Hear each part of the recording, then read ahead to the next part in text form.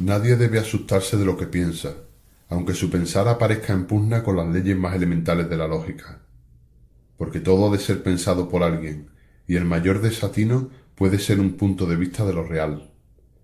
Que 2 y 2 sean necesariamente 4 es una opinión que muchos compartimos, pero si alguien sinceramente piensa otra cosa, que lo diga. Aquí no nos asombramos de nada.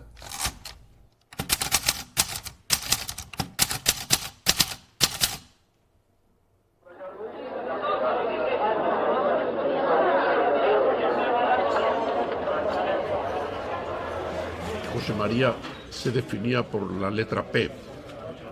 Me explico. Por su patria chica, que era la Puebla, de Cazalla. Por su religión, que era la pintura. Su iglesia, que era el PC. El PC hoy a la gente joven se cree que es un tracto del ordenador, pero en fin, hay que decir que el PC entonces era el Partido Comunista de España, o el partido casi por antonomasia. Su Virgen María era Pablo Picasso. Y sus comuniones eran el pan y la patata. En el año 52. Y lo conocí una tarde que fui a ver unos documentales de arte que daban en un sitio que eran gratis. Pues yo siempre iba a sitios gratis, claro, lo que hubiera gratis allá íbamos. Entonces, pues nada, y ahí me senté en una sillita y al lado se sentó el señor Moreno Galván y empezamos a charlar y ahí se lió la cosa, no sé. Ya a partir de ahí, pues no, nada, nos fuimos a tomar un café y después, ¿qué pasó? Pues... pues me invitó a otro café porque no había para más que para cafés. Todas las cosas bonitas de Sevilla me las enseñó a mí. Me esperaba en la empresa. Y luego venía para acá, me venía en la empresa y él se quedaba allí.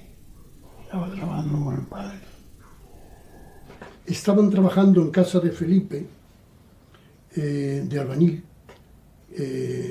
porque ellos, toda la familia, estaban trabajando en los albañiles. Eran familia modesta y de la Puebla de Cazalla.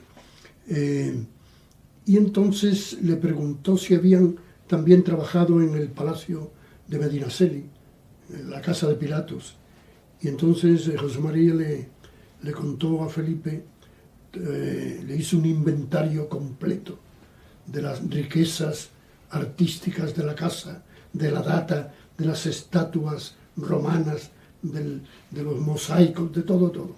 Claro, y Felipe se quedó completamente estupefacto que una persona así tan aparentemente humilde supiera tanto de arte. No tenía unos estudios universitarios, ni de bachiller, ni de nada de esto. Él había trabajado como albañil con su padre, de hecho él conocía la maestría de la construcción gracias a su padre, y había sido una persona que había hecho el servicio militar. De hecho iba vestido de militar cuando entraba a la exposición, entraba vestido de militar. Él decía que se dedicaba solo a observar, que no hablaba con nadie porque podía producir revuelo, ¿no?, un militar dentro de una exposición contemporánea. Y bueno, después de todo eso, ¿no?, de tener una vivencia y una madurez de las experiencias que le iba ofreciendo la vida, es cuando decide entrar en la escuela de periodismo. Y la carta de ingreso le pedían que hablase sobre sus 20 folios, sobre su influencia literaria y sus viajes, y los viajes más importantes que a él le habían influido. Y él lo que hace es proponer su vida como un viaje, y te habla de su padre, y te habla de su madre, y te habla de... Es decir, algo muy fluido, es una carta muy fluida en la que él te va hablando de cómo iban pasando las cosas de su vida y qué lectura en ese momento le iban influyendo más, pues Machado o Miguel de Unamuno, pero lo va haciendo desde una honestidad y una sinceridad y recordando siempre dónde estaban sus orígenes, que era la Puebla. Una de sus obsesiones era que la gente aprendiera como él había aprendido, a base de muchísimo trabajo, muchísimas horas, de ver muchos museos, de entrar, de mirar obras, de analizarlas, de escrutarlas, que aprendiéramos a mirar un cuadro.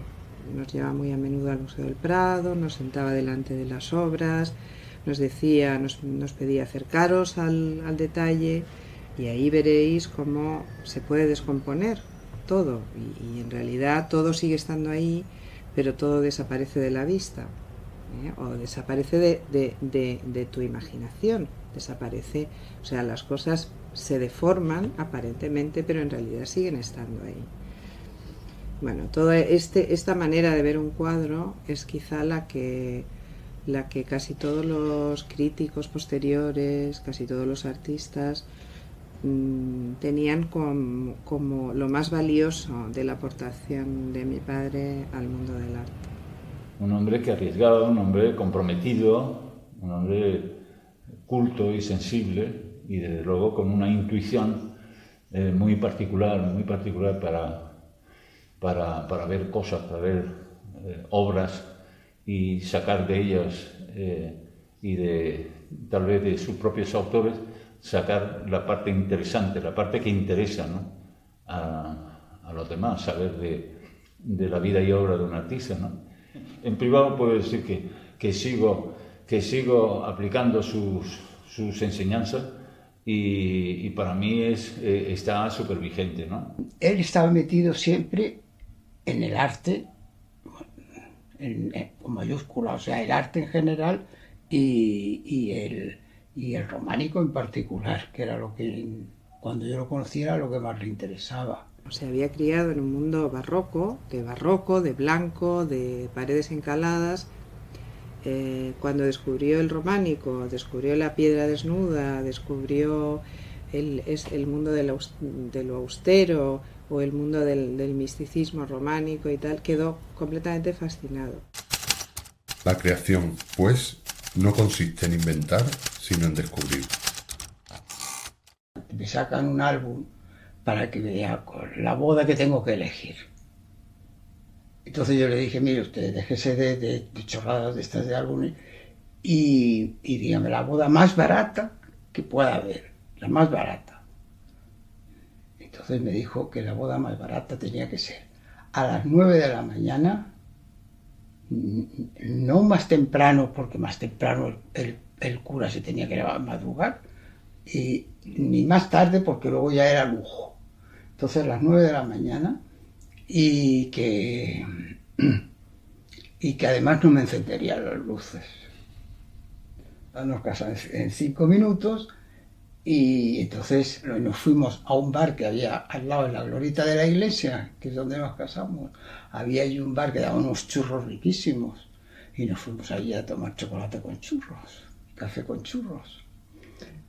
Y Chumi nos trajo un regalo, que era una bolsa de patatas, 2 kilos de patatas, y una cazuela, una sartén, para que hiciéramos la tortilla, las patatas. Yo me vine a Madrid y trabajé en la Bienal Hispanoamericana de Arte, con Leopoldo Panero. Y entonces Joselito estaba en Sevilla o en La Puebla, pasándolo mal, había dejado de trabajar, no sé por qué, y realmente quería venirse a Madrid. Yo hablé con Panero, Eduardo Llosén también habló con Panero, y conseguimos que se viniera a trabajar a la Bienal. La personalidad de José María Moreno Galván empezó a destacar desde ese ámbito de la primera Bienal Hispanoamericana, que es como el primer episodio, podemos decir, en el cual el régimen intenta construir una figura de una España artística que, en teoría, puede crear libremente y puede recibir libremente artistas de todas las nacionalidades. Él trabajaba en el Instituto de Cultura Hispánica.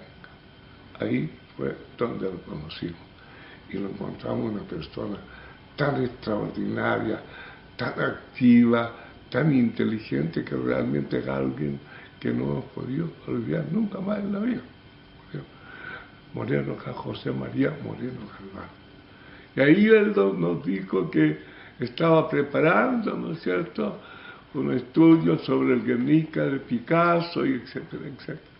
Y me acuerdo que con Gracia, eran los tiempos de Franco, con Gracia Darle nos quedamos mirando y dijimos, bueno, qué bueno que será. Desde luego lo echaron inmediatamente, después de lo que él hizo, lo que él publicó. No sé, creo que no alcanzó a publicar ni nada, pero supieron de esto. Se fue a Cannes en viaje en coche, después de haber hablado con 3 o 4 amigos que tenía en el Museo de Arte Contemporáneo, del que él entonces era el que vendía las entradas en la puerta, o sea que en realidad no tenía su relación con el museo, era simplemente la de un chico para todo, que estaba allí trabajando por 4 duros. Se fue a hablar con Pablo Picasso. Llegó a Cannes, pidió audiencia, por supuesto no se la dieron, de momento. Pero entonces él dijo, bueno, pues estoy en la playa, si queréis algo, llamarme. Se quedó en la playa de Cannes y durmió varios días en la playa. Finalmente fue recibido por Picasso y bueno, y estuvieron un día entero hablando, varias horas, hablando pues de España sobre todo, y de la situación, pero de arte también muchísimo. Casi todos los otros grandes maestros le han legado al arte propuestas problemáticas. Picasso le ha legado la propuesta de la libertad. Él estaba con Dionisio Ríos, pero eso, bueno, fue poco tiempo. Duró poco tiempo porque la gente del partido empezó a venir a casa a machacar, para que José María se hiciera del partido.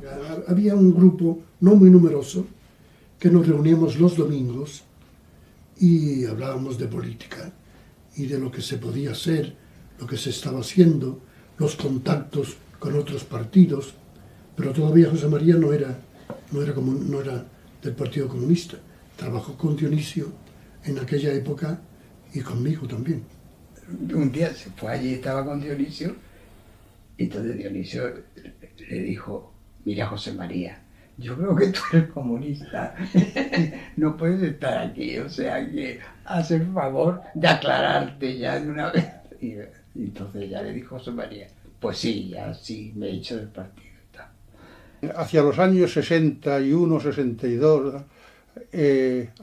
había una tertulia en el Café Pelayo, y uno de los que solían ir por allí con frecuencia, esto era los martes, me parece, no estoy seguro, martes o miércoles, era José María Moreno Galván, también iba Armando López Salinas, Antonio Ferres, Alfonso Sastre, Daniel Gil, que es el portalista de Alianza Editorial, y en fin, un montón. Y los que entonces se llamaban los sospechosos de costumbre.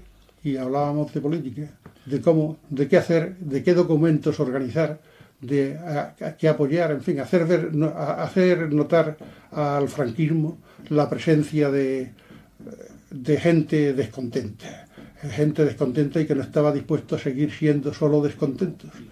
Cuando en algunas reuniones de partido que se celebraron en su casa, ahí en la calle Fuenterrabía, una casa llena de libros, una casa llena de cuadros de sus amigos, de Saura, de Millares. En una casa llena coleccionaba botellas, en una casa llena de pulseras ibéricas que andaba por ahí, de cachivaches de todo tipo, cuando él recorría los pueblos de un lado para otro de este país, buscando su cultura, buscando sus tradiciones, sus expresiones artísticas. En esa casa nos reuníamos allí, y a él, como decía Alberti, al que he citado antes, hablaba de una sociedad sin clases y sin reuniones. Él, cuando hablábamos de cosas de hacer y tal, a veces se dormía porque le aburrían bastante, o le habían de aburrir algo a las elecciones, pero, de todas maneras, buen comunista, abría el ojo y porque pensaba que era la realidad lo que había que transformar y las cosas concretas, abría el ojo y decía: ¿qué habéis acordado? ¿Qué es lo que tenemos que hacer mañana? En esos años él fue el primero, quizás fuera mi primer profesor de marxismo, porque él estaba ya en el Partido Comunista, yo estaba rondando la izquierda y él me hablaba y tuvimos varias continuadas entrevistas en este sentido, ¿no?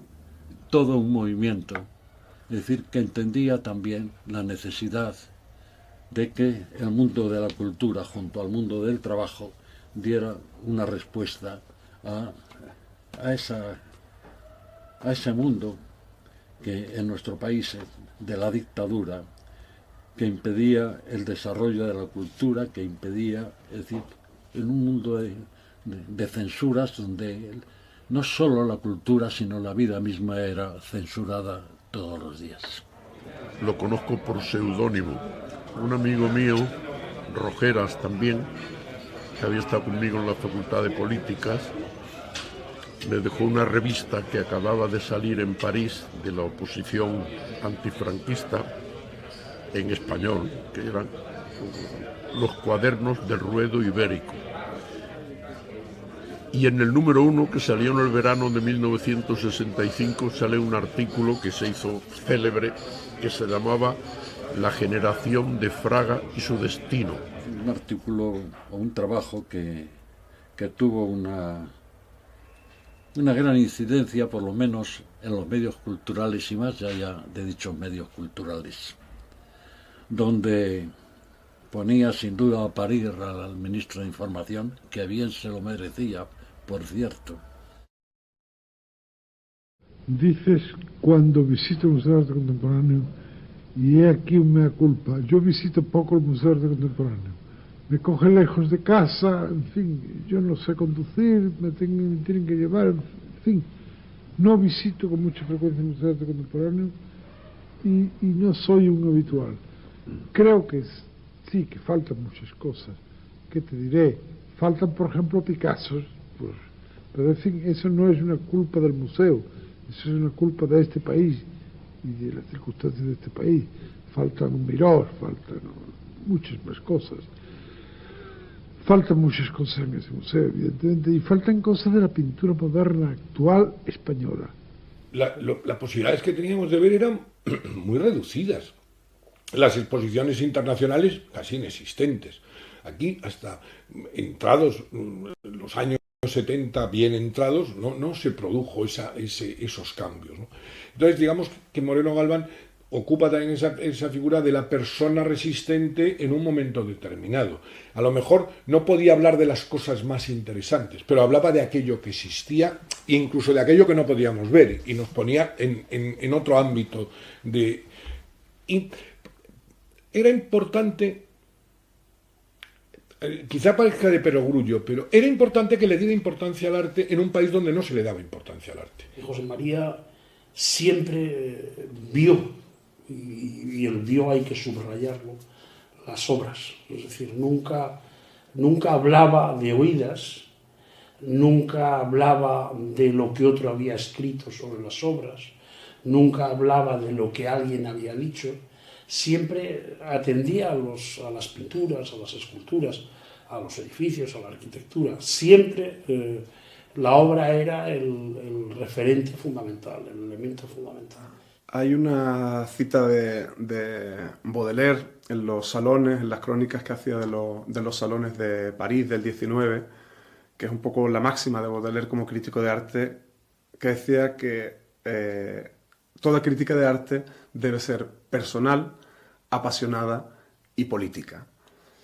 Y esos tres ingredientes están en el ejercicio de José María Moreno Galván como crítico. Llegando el año 60, se había convertido realmente en una autoridad crítica en ese desierto panorama, por otro lado, del mundo de la crítica, en donde su rigor, y una cosa muy importante también que se ha subrayado siempre, es que junto a la teoría del arte era capaz de apasionarse por la obra de arte.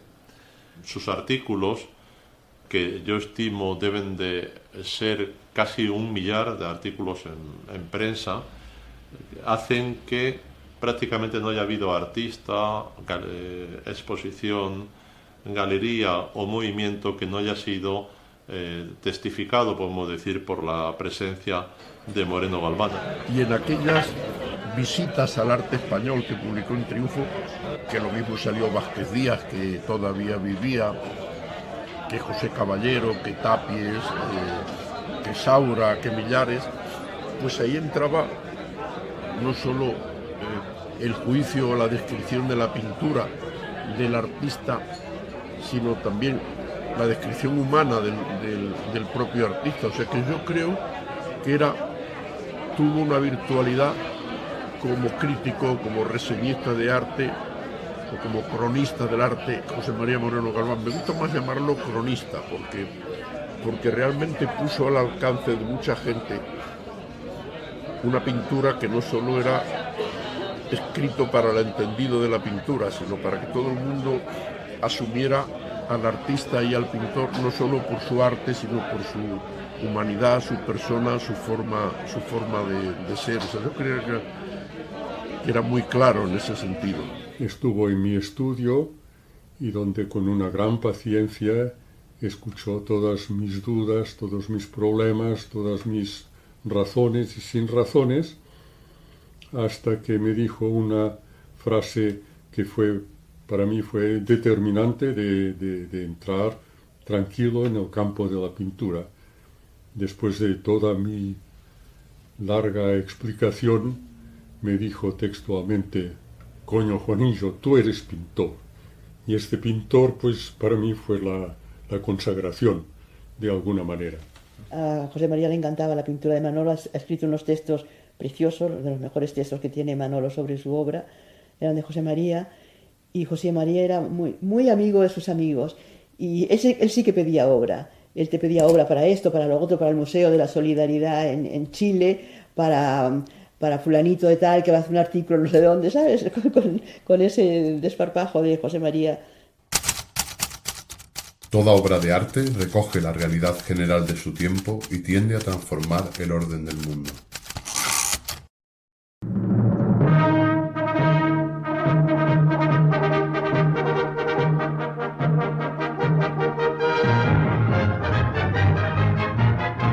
En estos años también, pues es importante subrayar cómo da también su apoyo a una experiencia muy puntera en la época, que son las intervenciones que 6 artistas invitados por Manrique, ahí están Millares, Rivera, Rueda, Pablo Serrano y Sempere, junto al propio Manrique, plantan, podemos decir, en un domingo de marzo del año 63 en la calle de Preciados, y que se ha convertido en una de las primeras ocasiones, incluso en Europa, en que el espacio público ha sido cedido para los artistas.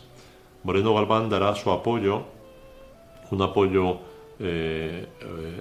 expreso y reiterado, escribiendo 2 importantes artículos en la revista Artes.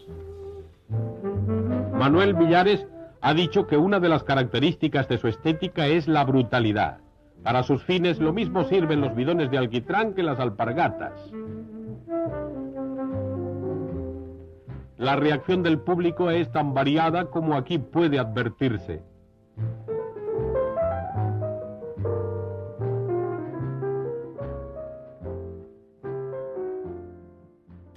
La idea surgió de un fiscal, de Jesús Vicente Chamorro, que era un fiscal de izquierdas. Y este fiscal pensó que se podía hacer un homenaje a Machado en Baeza. Y claro, hacer un homenaje en Baeza a Machado era un asunto complicado, pero un fiscal en principio parece poco sospechoso. Se iba a colocar la cabeza hecha por Pablo Serrano cerca del instituto donde Antonio Machado había dado sus clases, y pusieron todas las pegas posibles del mundo para que no para que la gente no llegara a Baeza. Cuando llegamos cerca de Baeza, pues estaba tomado por la Guardia Civil y no dejaban pasar a los autobuses, pero por alguna razón que desconozco, sí dejaban pasar a los coches y a la gente andando. Baeza estaba tomado por los grises, estaba tomado por la policía, pero la gente se fue hacia el monumento. El monumento estaba en un sitio donde había un terraplén a la derecha, con lo cual, si la policía cargaba, había gente con niños y era como un paseo. Nosotros lo habíamos planteado como una cosa puramente lúdica, ¿no? Y entonces, claro, si la policía cargaba, se iban a despeñar por allí. O sea que la policía intentó por todos los medios que retrocediéramos hacia la plaza de Baeza. Y lo hicimos, claro, porque no había otro remedio. Y entonces en la plaza de Baeza pues empezaron a dar golpes, que es lo que la policía suele hacer. Y nos detuvieron, me parece que fue a 27, algunos de los cuales pues habíamos tenido también algo que ver en la discusión con la policía, entre los cuales estaba José María Moreno Galván. Le pusieron una multa, bueno, primero se lo llevaron preso, encadenado, además, una cosa realmente alucinante. Le pusieron unas cadenas, que iba arrastrando las cadenas, y lo metieron en una camionetita, y allí iba con las cadenas y yo detrás con el coche, viéndolo atado allí con las cadenas y haciéndome así con las cadenas. Yo llevaba un tomo de Antonio Machado en el bolsillo, entonces se lo di a él para que organizaran más o menos dentro del calabozo con los policías mirándonos, porque había una puerta abierta, pero a través de los barrotes se veía a los policías, bueno, abierta y cerrada, abierta a efectos de comunicación con el interior y cerrada, claro. Entonces él dijo que fuera yo el que recitara los poemas, puesto que del grupo que había allí, el que tenía algo que ver con la poesía, aunque no coincidan todos los críticos en ese tema, era yo. Lo soltaron, pero le pusieron una multa de 10.000 pesetas. Y él dijo que no las pagaba. No tenía por qué pagar nada y tal. Y aquella multa, pues por poco nos llevó casi a la ruina, la tal multa, porque se negaba a pagarla. Cuando supimos que iba a haber una conferencia de Moreno Galván en la facultad con homenaje a Pablo Picasso, aquello lo convertimos inmediatamente, y además como tarea política lo convertimos en un acto de reivindicación política de la memoria de Pablo Picasso, al que sentíamos como secuestrado por el régimen, como si Pablo Picasso fuera un pintor ajeno a todo el problema que se vivía en España y de la dictadura. Una conferencia que no llegó a hacerse, era una conferencia que no estaba permitida, entonces era una conferencia en la que entraba la policía a saco. Y efectivamente entró la policía a saco cuando mi padre se había subido encima de una mesa, cosa alucinante porque pesaba como 120 kilos pero tenía una habilidad pasmosa para subirse a las mesas y hablarle, hacer arengas en público. Hizo un discurso que, claro, dice, bueno, sé que aquí hay mucha gente que tiene una galleta debajo de la solapa y que se dedican con esa galleta a vernos y a detenernos y lo que sea, y yo quiero deciros que me da igual lo que pueda pasar, pero tenemos que reivindicar que Pablo Picasso es un patriota español. Y claro, todo el mundo porque es que a él le ofrecieron la nacionalidad francesa, y aunque de origen era español, pero dijo, no, yo no quiero ninguna nacionalidad, tengo la patria del mundo, tengo la internacional, y eso es lo que quiero seguir siendo. Pero inmediatamente se desató un silbato enorme, gritos, carreras. Entró la policía, empezó a pegarnos a todos, una paliza bestial. Y mientras tanto mi padre me llamaba a gritos, me decía, Carola, Carola, Carola, por favor, tabaco, tabaco. Y era porque estaba claro, sabía perfectamente que iba a estar varios días encerrado y necesitaba tener su tabaco y se había echado mano al bolsillo y había visto que no llevaba tabaco. Un buen día pues aparecieron los del juzgado, los que fueran, no me acuerdo quiénes eran, con la policía y nos embargaron la casa. Le dije a José María, vamos a quitar los cuadros, José María. Dijo, no quites los cuadros porque los cuadros no los quieren. Pero hombre, que no los quieren. Cuando vean un Miró aquí, como no van a querer. Y ya verás, tú tranquila. Verás como los cuadros no los quieren. Efectivamente. Es que ni mirarlos. Los cuadros, nada. Pero el resto de la casa, todo. Por favor, va a dar comienzo el acto. La primera persona que va a hablar es José María Moreno Galván. Hace unos cuantos años, cuando todavía en Chile imperaba la civilización, la Unidad Popular, que es la que mandaba allí, organizó una gira de algunos periodistas europeos, fundamentalmente españoles, para allá, para que viésemos eso, que en Chile no se comían a los niños crudos, que la Unidad Popular era un problema de hombres de la civilización. Fuimos y efectivamente lo notamos. Notamos no solo que la Unidad Popular era eso, sino que Chile era la civilización. Nunca hemos podido ver un pueblo más simpático ni más cordial que el pueblo de Chile. Y cuando vimos la conjunción de pueblo y Unidad Popular quedamos realmente deslumbrados. Algunos tuvimos la idea de que teníamos que hacer algo por ese pueblo y se nos ocurrió la idea de organizar una especie de colección, no lo llamábamos museo porque nos parecía una palabra excesivamente fuerte, una colección de artistas europeos para que se iniciase una colección de arte moderno chileno que empezara con la Unidad Popular. El Museo de la Solidaridad tiene su origen en la Operación Verdad. La Operación Verdad fue un encuentro de artistas e intelectuales que vinieron durante la Unidad Popular el año 71 a generar un apoyo de manera política y cultural a lo que estaba haciendo la contracampaña por parte de Estados Unidos al gobierno del presidente Salvador Allende. Entonces se genera esta idea desde este encuentro de artistas intelectuales de ser un llamamiento a los artistas del mundo a donar obras para el pueblo de Chile. Yo tenía bastantes amigos en España y cuando se hace aquí en Santiago y trabajaba en Chile en el Instituto de Arte Latinoamericano, donde era Miguel Rojas Mix el director, y que de ahí salió la idea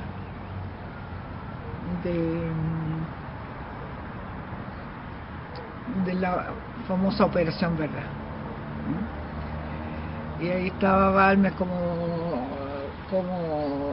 que era de la Chile también, Pedro Miras también, y se hizo esta Operación Verdad. Se invitaron a distintas personas en distintos países, y entre ellas José María de España, y llegó aquí. Estamos hablando de la primavera de 1971.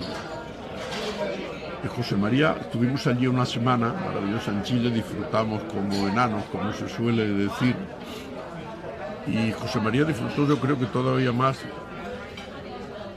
por su relación con los artistas chilenos, pintores, críticos. Que él le contó a Balmes, dice, mira, yo conozco a muchos artistas internacionales, sobre todo franceses e italianos, también norteamericanos. ¿Por qué no organizamos un museo de arte contemporáneo Ojo, estamos hablando del año 71, no existía el Pompidou, no existía el Reina Sofía, bueno, Reina Sofía no había ni sombra de que fuera a existir. El Museo Español de Arte Contemporáneo está entonces en la Biblioteca Nacional, ni siquiera existía el de la Ciudad Universitaria. Es decir, no existía la idea casi de museos de arte contemporáneo.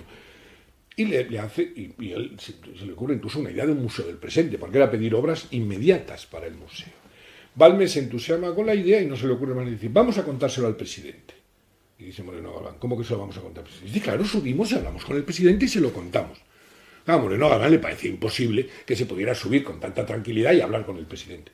Bueno, no es que subieron y hablaron, subieron, le preguntaron a la secretaria, esperaron un rato y pasaron a ver al presidente Allende, con toda naturalidad. Y Balmes decía que para Moreno Galván era como un sueño, un país donde el presidente era tan absolutamente accesible.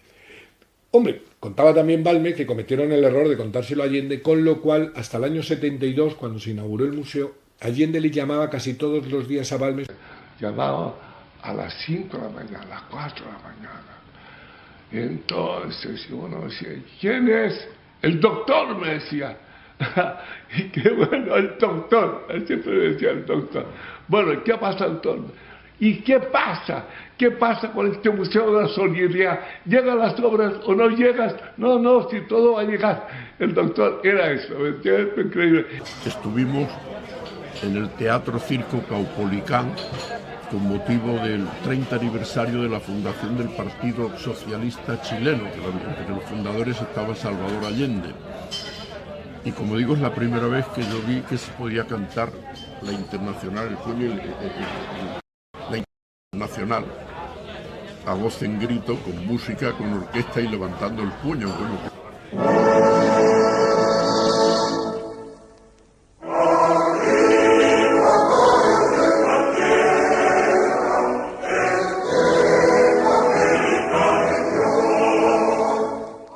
Él había publicado un libro, creo recordar que en el año 60, era un libro en el que pretendía explicar cuáles eran las vías, digámoslo así, españolas hacia la modernidad. Y José María se planteó por primera vez, frente a unas posiciones autárquicas de aislamiento, etcétera, cómo podía enlazar este país, en concreto la pintura y la escultura, las artes visuales, con la modernidad. Es la primera vez que se habla de ese tema por escrito en nuestro país. No es un tema político, pero sí es un tema político. Es decir, en un mundo como el del franquismo, totalmente cerrado y totalmente clausurado y aislado, plantear la relación con el mundo moderno es política, aunque no sea política militante, pero es política. La autocrítica del arte muestra cuáles puedan ser sus debilidades, hay como un punto más personal, más íntimo de lo que pueda ser el repaso por la introducción a la pintura española. A mí siempre me ha parecido que Moreno Galván tenía unas ciertas cualidades vislumbradoras de lo que sucedería en el futuro con el arte, y junto a esa especie de lucha de la pintura contra la pintura, que ya digo que es el origen de algunos ensayos de Arthur Danto o de algunas revisiones sobre la obra de Andy Warhol, es interesante subrayar cómo se percata de que el arte de nuestro tiempo ha dejado de ser jerárquico. Es decir, se convierte en un arte antijerárquico en el cual ha terminado el mundo ordenado de los estilos, el mundo en el que los estilos se suceden unos a los otros, y nuestro tiempo supone lo que él llamaba la ruptura con el confortable viejo mundo. Él lo titulaba epístola moral, es decir, él pensaba que había una moral de las artes, que las artes no eran ajenas al terreno de la moral. Y yo creo que eso es lo que le daba a José María la personalidad distinta de cualquier otro crítico. El hecho de unir esa capacidad de ver y el sentido moral, las dos cosas. Pues bien, yo comienzo preguntándome cuál es el arte verdadero y cuál es el falso. Comprendo que mi procedimiento es perfectamente falible, pero es el mío y así lo expongo como ya he hecho más de una vez. Un arte verdadero es aquel que está hecho con problemas. Un arte falso, esto es académico, el que está montado sobre soluciones. Se quedaba toda la noche, a la maquinita, y ni lo corregía ni nada. Tal y como salía de la máquina de escribir, sí, lo entregaba. Prácticamente no corregía nada. Una reseña de José María Moreno Galván podía salvar una exposición. La fuerza de triunfo en lo cultural no se ha vuelto a dar en España. Casi más de 3 décadas, abierta hasta 1982, y fue una revista que generó una crítica cultural y política en un momento en el que no existía, en el que no había posibilidad ni crítica ni política en el periodismo de la época. Moreno Galván dice que no le interesan los artistas como individuos aislados, sino como individuos inmersos en una corriente social, en una corriente vital, en una historia, en un tiempo, en un presente. Y desde ahí va él a interpretar y va a ejercer la crítica de arte, centrándose más en las corrientes, ¿no? Sobre todo quizás en el informalismo, que es lo que más le interesa. Fallecido Millares en el año 72, él será el impulsor de muchos de los homenajes que surgen en España, como el que hace la Galería Alcoyarts, y que es un homenaje que impulsa a José María Moreno Galván. Esta misma exposición de homenaje a Millares la vuelve a hacer Moreno Galván en Alicante. Otro nuevo homenaje a Millares se hace en Bilbao con ocasión de la apertura de una galería que se llamó Ariza. Vuelve a ser Moreno Galván. Vuelve Moreno Galván a escribir con motivo de la retrospectiva que le dedicó el Museo Español de Arte Contemporáneo con ocasión de su apertura. En cierto modo, su pintura es un reflejo de eso, no de la vida, sino del resquemor contra la muerte, porque él siempre creyó que la muerte era una amenaza intempestiva y escandalosa que se nos presenta a los vivos, y él quería ser siempre un testimonio vital de la vida que vivió. Me acuerdo que en alguna ocasión, cuando se quejaban, hace ya años, cuando se quejaban los pintores de la izquierda de que los abstractos no se ocupaban de la verdadera realización de los testimonios vitales, él se me quejó un día y dijo: mira, José María, pero qué tontería es esta, ¿cómo voy yo a ser figurativo si siendo figurativo me niego a mí mismo, si yo estoy más vital, si estoy más vivo cuando pinto la pintura que pinto, que cuando pinto la pintura que quieren que pinte? Y es verdad. El director de cine Franco Rossi, italiano, quería hacer algo de un documental sobre la vida en España en los últimos años, no tan últimos, sí, al final de los 60, del franquismo y la oposición, algo quería hacer él. Y nos reunimos en el estudio de Carola, ahí en el barrio del Niño Jesús, creo que era, donde él, sí, me parece que sí. Pues nos reunimos un grupo con Franco Rossi y me acuerdo que alguien, no sé qué, trajo un jamón para que Franco Rossi conociera el jamón y repartirlo mientras hablábamos, comiendo y bebiendo, mientras hablábamos de todas las cosas habidas y por haber. Y entonces él no podía comer porque Carola lo vigilaba. Y entonces en un momento determinado se levanta, cogió el jamón, salió corriendo y desapareció. El afecto, la sensibilidad con la que siempre regresa a Sevilla, a la Puebla y a Sevilla. Esto me lleva, por ejemplo, a contar algunas tardes ya seriamente enfermo, en las que él venía a una taberna que entonces mis padres tenían en la calle Amor de Dios, en el número 5 de la calle Amor de Dios, donde pues continuaban reuniéndose poetas, narradores, escritores, pintores, músicos, flamencos, gentes de las artes, y solía venir en primavera o en verano, y paseábamos a Amor de Dios en dirección a la Alameda, Plaza de la Europa, en un tiempo en el que todavía estos lugares seguían recordándole a su juventud.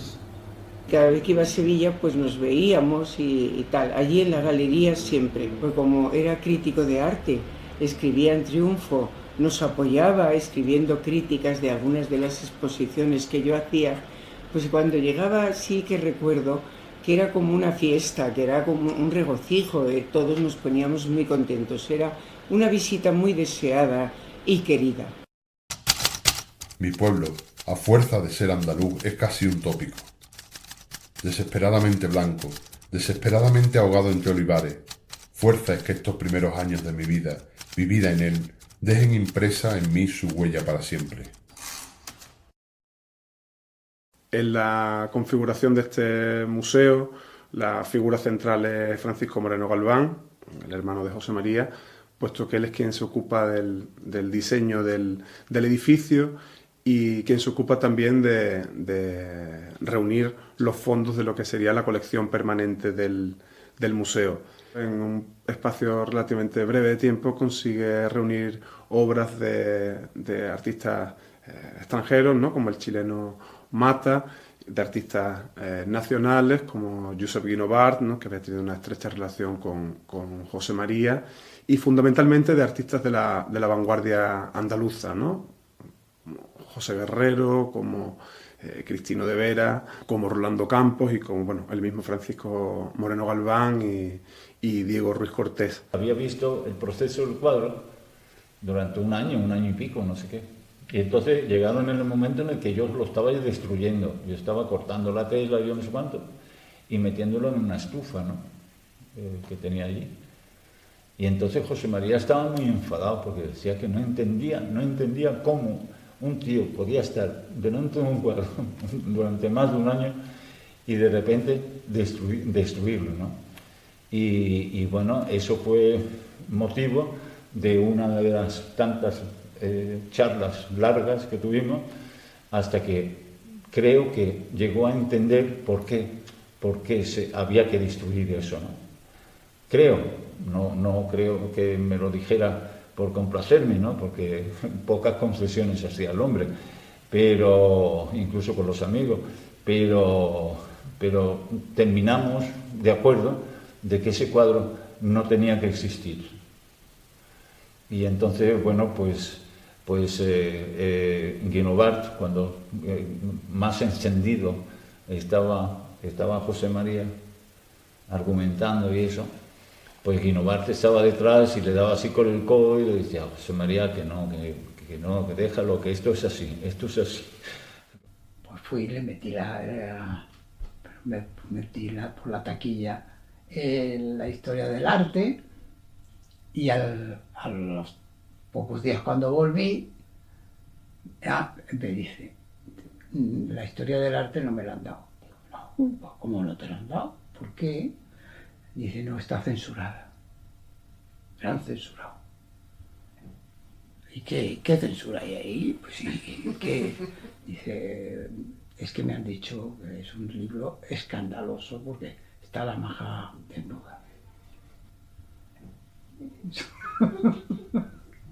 Nos levantamos por la mañana para ir al colegio y encontramos en el salón de casa a unos señores que estaban tirando por el suelo todos los libros del salón, destrozándolos, y destrozando todos los muebles, tirando todos los cajones por el suelo.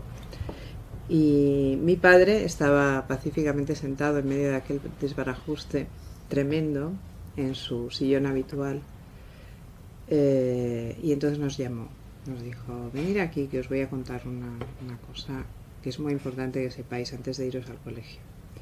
Y nos dijo: quiero que sepáis que estos señores son unos guardias civiles que están registrando los papeles porque ellos piensan que yo soy un delincuente habitual, y quiero que sepáis que yo no soy eso, que yo no he hecho nada malo.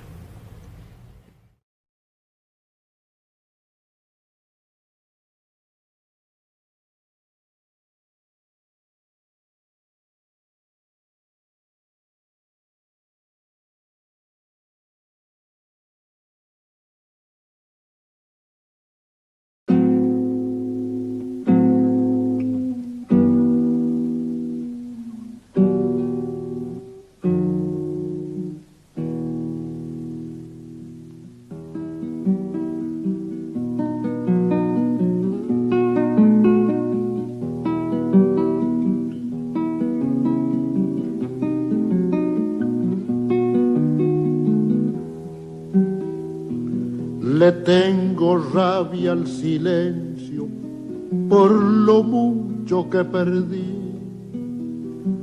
Le tengo rabia al silencio por lo mucho que perdí. Que no se quede callado quien quiera vivir feliz. Que no se quede callado quien quiera vivir feliz.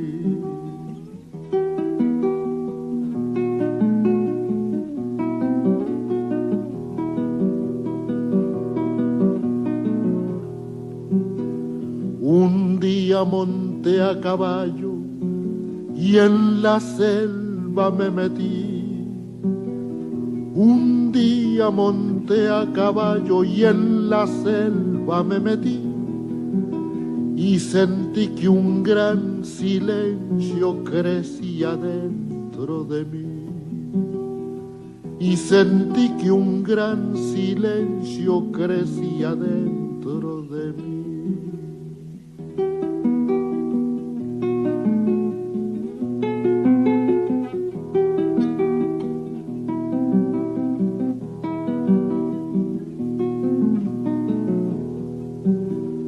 Hay silencio en mi guitarra cuando canto el yarabí. Hay silencio en mi guitarra cuando canto el yarabí. Y lo mejor de mi canto se queda dentro de mí. Y lo mejor de mi canto se queda dentro de mí.